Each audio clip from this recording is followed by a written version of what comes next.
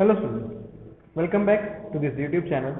Today in 11 Commerce OCM Chapter 3 Part 4 video, we will be studying about the remaining types of bank account. Before starting with the remaining types of bank account, let us go what we have understood till now, the recap of this chapter. So starting from the first, second and third part of the video, we started with the bank, what is bank, what is the meaning of the bank. Then we came to functions. Functions were of two types, main function and subsidy functions. Main functions were, there were four main functions. First one, to accept and collect deposit, to lend money, that is to lend money through overdraft and cash credit, to invest and to do interbanking transactions. Then comes the subsidiary functions. Subsidiary functions, there were in total 8 subsidiary functions, like issue of traveler's check, taking care of foreign exchange, taking care of financial transactions, issue letter of credit, draft services, and so on. Then we came to bank account. There are in major 4 major types of bank account: saving account, current account, recurring account, and fixed deposit account. About saving account and current account, the characteristics, advantages, disadvantages we have discussed in the previous part of the video. Saving account and current account, account for which the main motive is of saving and is open for individuals is known as saving account. Generally provides interest and other services like ATM card, debit card and all. For accounts like current account, there is no limit of transactions, there is no limit of number of transactions, but generally a current account do not provide rate of interest on the amount deposited, but it do provide the facilities of overdraft and cash credit.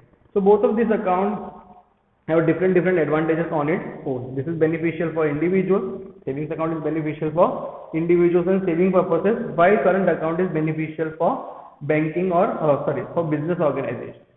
Clear? Moving on towards the next two major accounts, that is recurring account and fixed deposit account. Now the similarities between these two accounts is both recurring account and fixed deposit account is opened from the investment point of view, from the saving point of view. These both accounts are account for longer term period, and both accounts have a larger or more interest rate as compared to saving and current account. Current there is no interest, but compared to saving, both the accounts provide larger interest rate. Okay, students, starting with recurring account. Now, as you already discussed, that recurring account is the the basic purpose behind the recurring account is of saving. So we can say it is for saving purpose. The another advantages associated with recurring account is it incurs more interest than saving account, but the limitation is that it has it gives less interest than fixed deposit account. Next thing is the tenure. You can open a recurring account between 1 year, for the period of 1 year to 10 year. ROI, that is rate of interest, depends on bank. It depends on different banks account. So saving purpose, more interest than saving account, but less interest than fixed deposit account. It can be opened for 1 year to 10 year, and the rest of interest depends on bank. Now, another disadvantage is no tax benefit. That means after the period of your maturity, that can be 1 year, 2 year, 5 year, 10 year. You'll the whatever amount you will be getting, you have to pay tax on it. So no tax benefit, or we can say the income that you get will be taxable. The income that you will be get will be taxable. Minimum amount that you can invest is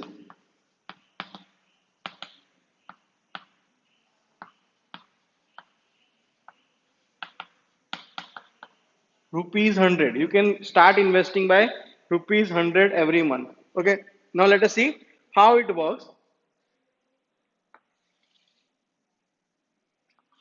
So recurring account basically is a account which is opened from saving purpose, saving point of view, and it is compulsory to deposit a certain amount, certain fixed amount at certain fixed date every month. Okay, so fixed amount on fixed day of every month. It is also popularly known as RD. You can also consult your family members. Earlier, RD was very famous. It is also known as RD. Another advantage is popular in small investor or salaried individuals. It is popular for small investors or salaried individuals. So every month you get some amount of salary, and from that amount of salary, you can invest a small amount into an RD every month. So what the benefit is actually, for example, the minimum investment is rupees 100. So from smaller investors or from household investors like us to middle class investors, we can invest a small amount of money every month, and at the end of the maturity, it gets compounded, and we get a amount in a bigger way, is a higher bunch. Clear? So this is how recurring deposit account works. Interest, yeah, it is for saving purpose. Interest is more than saving account and current account, but less than fixed deposit account. Tenure is 1 year to 10 year. Rate of interest depends on different banks. No tax benefit. This is disadvantage. Minimum amount you can invest is start by rupees 100. Fixed amount at fixed. For example, I have opened an RD account, recurring deposit account, for 5,000, and the date I have selected is 5.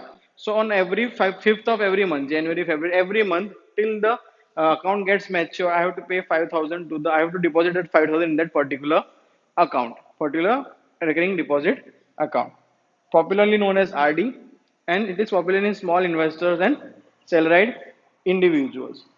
Clear? So this is how an recurring account works. Just go through it for once.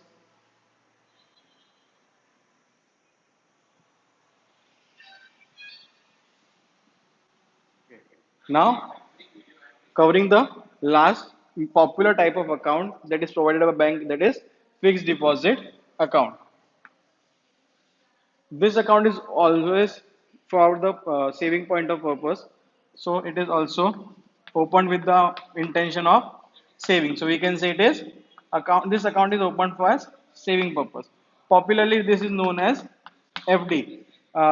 Being from a middle class or being in a society or being a Gujarati family, we can say every family might be having one or two minimum of FD opened in the name of any of the family. It can be in the name of their grandfather, grandmother, father, mother, or in case of it, it can be in name of you.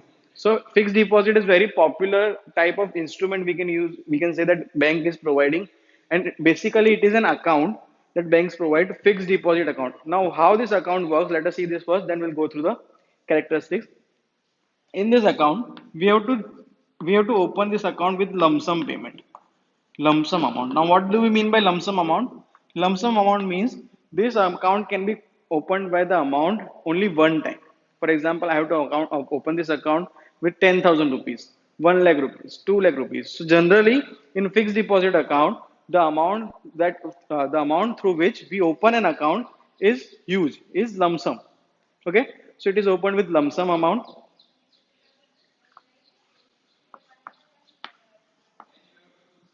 At the start of this account or as the opening of this account, maturity date is decided. For example, 1 year, 1.5 year, 2 year, 3 year, 5 years, 7 year, 10 years. Okay, so maturity date is decided, as well as maturity amount. Maturity amount means what amount we will be getting when the fixed deposit account or the tenure or the time period for which we have opened the account will finish. For example, we have opened a fixed deposit for 1 lakh rupees for 2 years. So, while opening an account, we'll be getting a certificate known as FD certificate, FD receipts, in that the date on which we'll be getting money, as well as the amount that we'll be getting. For 1 lakh example, if we'll be getting 1 lakh 30,000, so that amount will also be mentioned. Clear? So lump sum amount, maturity date, and maturity amount. Plus rate of interest is also mentioned.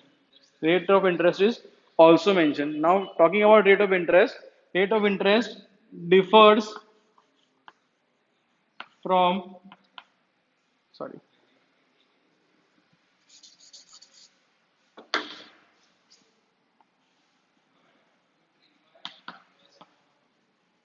bank to bank.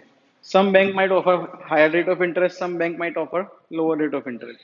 Now, why talking about the rate of interest? Rate of interest is higher in the all four types of account. It is highest compared to saving account, current account, and recurring deposit account. Now, question is why the rate of interest is higher? Because once we book a fixed deposit account, we will be giving the whole amount to the bank for the particular fixed time period. For example, if I have booked an amount fixed deposit for 2 lakh rupees for 2 years, so at the date of opening, suppose 1st January 2020, so I'll be taking that money at 1st of January 2022. Okay, so for 2 whole years the bank will be able to use our money, and for that using that our money they'll be giving us interest. So the bank is sure for why they provide highest interest in this, because the bank is sure that they will be having the amount for particular fixed time, so they can use it in a profitable manner. So they are providing highest interest compared to all these four accounts. Okay. Now, if we want to withdraw our money before the maturity date, that we know as premature withdrawal. If we do premature withdrawal, we can do, but yes, there will be penalty on premature withdrawal. There will be penalty charged on premature withdrawal. Clear? So, for example, I have booked FD for 2 lakh rupees for 2 years. So, on 1st January 2020, example, let me take over here. 1st January 2022, 1st January 2023. For 2 years, I have booked an FD for the amount of 2 lakh. Okay. So if at the end of 2 years, if I would be getting 2,50,000, okay, and I have withdrawn the amount after just 1 year. So as per the interest, that is 50,000 I'm getting for interest, 25,000 for each. But no, if I withdraw it, if I premature withdraw, then the amount will be somewhat between 1,10,000 to 1,15,000. The reason behind this is I have to pay penalty charges for prematuring withdrawals, for taking my withdrawals earlier. Why? Because the bank has scheduled our money for 2 years. Bank has blocked our money for 2 years because in the starting we have allowed them for 2 years. But if we are withdrawing it earlier, the bank have to arrange funds from somewhere else. So this is the reason the bank charge penalty on premature withdrawals. Okay. Now talking about the tenure is minimum of 7 days to maximum 10 years. Minimum of 7 days to maximum of 10 years. Another advantage is we can have a tax saving option on fixed deposit account. We can have a tax saving option on fixed deposit account. So tax saving option is also there. Although the interest, if it goes beyond 10,000 per year, the TDS is chargeable under section 194A, but we can have a tax saving option in the fixed deposit account. So this is how recurring account and fixed deposit account works. Both of these accounts are from saving point of view saving purposes. Both of accounts have some kind of limitations and some kind of advantages. Okay. Now, quiz questions for today's video. You have to answer two questions by taking Google help. First question is, what is the range of interest that is paid on recurring account? What is the range of interest that is paid on recurring deposit account? And second one is, what is the range for the fixed deposit account that is paid by different banks? You can Google it. You can take help of internet also. Okay. So what we have covered in today's video, we have covered about recurring deposit and fixed deposit. Going through the PCAP earlier, till now in the fourth part of the video, we have covered up to bank, main functions of bank, subsidiary functions of bank, types of bank account, saving account, current account, and today we covered these two, recurring account and fixed deposit account. Next video will be important one in which we will be covering about services provided by bank. Till then, stay home, stay safe, happy learning.